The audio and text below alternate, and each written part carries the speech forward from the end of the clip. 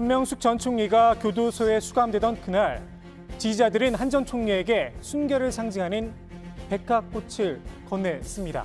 당신의 결백을 믿는다는 겁니다. 저는 여러분과 이제 안녕을 고하고 교도소로 들어갑니다. 국민 여러분, 한명숙의 진실이 뭔지 알고 있으시죠? 진실은 그 시대에 금방 밝혀지지 않을 수도 있지만 진실이 승리하는 역사를 우리가 만들 때 그 진실은 언제든지 밝혀지는 것입니다. 여권 입장에선 한 전 총리는 아픈 손가락입니다. 정치적인 이유로 억울한 옥살이를 했다는 생각이 강합니다. 한마로 비방록이 언론에 공개되면서 여권 내에선 한 전 총리의 사건을 재조사해야 한다는 목소리가 커지고 있습니다.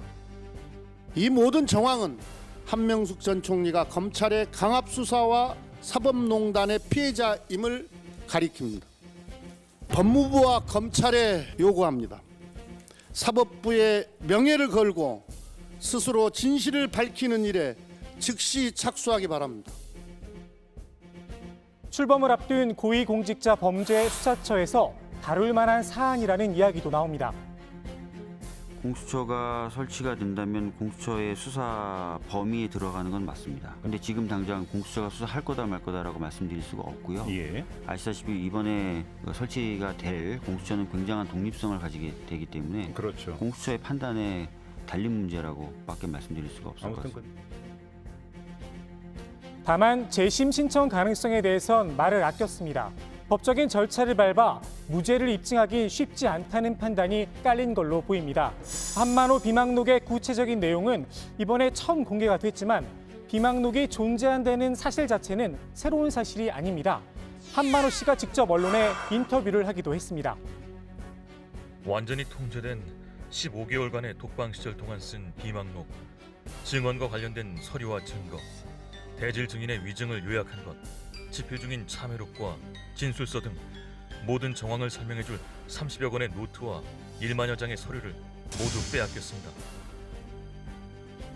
당시 검찰은 입수한 비망록을 재판부에 제출했습니다. 그리고 1심부터 대법원 판결까지 정식 증거로 다뤄졌습니다. 모든 자료를 검토한 대법원은 유죄를 판결했습니다. 특히 불법 정치자금 9억 원 가운데 3억 원에 대해선 대법원 13명 전원이 그 죄를 인정했습니다. 한만호 씨가 발행한 수표 1억 원이 한 전 총리 동생의 전세 자금으로 쓰인 사실이 결정적인 증거가 됐습니다. 사법농단의 주역 양승태 대법원장 시절이 아니냐, 대법관들도 정치적 판단을 내린 거다 생각하시는 분들도 계실 겁니다. 당시 13명의 대법관들입니다. 이 가운데 이인복, 이상훈 대법관은 이용훈 대법관이 임명한 분들이었습니다. 이 두 분은 한 전 총리의 판결이 있었던 해인 2015년 이석기 내란 음모 사건을 다루면서 내란 음모 무죄, 내란 선동 무죄를 주장했던 소심파입니다. 이랬던 분들이 양승태 대법원장과 함께 한명숙 죽이기에 동참했다? 과연 그럴까요? 대법원 판결을 받은 뒤 한 전 총리의 변호인단은 재심을 포기했습니다. 실효성이 없다고 판단을 한 겁니다. 여권 일부에서는 그때는 박근혜 정부였고 지금은 상황이 다르다는 이야기도 나오긴 합니다. 여전히 재판부에 무죄를 입증할 새로운 증거는 없는데도 말입니다. 지금 밝혀야 할 진실은 한 전 총리의 무죄가 아닙니다. 어제 국회 법사에 출석한 추미애 법무부 장관의 대답을 곱씹어볼 필요가 있습니다. 어떤 특정 사건과의 연관성에 집착하기보다는 그런 풍토를 개선하는 제도 개선을 위해서도 이 부분에 대해서는 어떤 그 문제가 있는지 없는지 그런 구체적인 정밀한 조사가 있을 필요가 있다라는 점을 충분히 공감하고 있습니다. 핵심은 검찰 개혁입니다. 당시 검찰의 문제점을 찾아내고 고쳐야 합니다. 한 전 총리 사건은 명백한 별건 수사였습니다. 먼지털이식으로 탈탈 털다가 흠을 찾아낸 겁니다.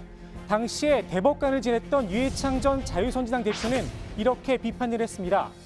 죄를 지었으면 처벌받는 것은 당연하다.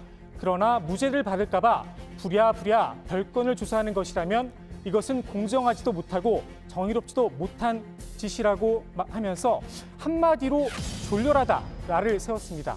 이 졸렬한 짓, 지금은 다를까요?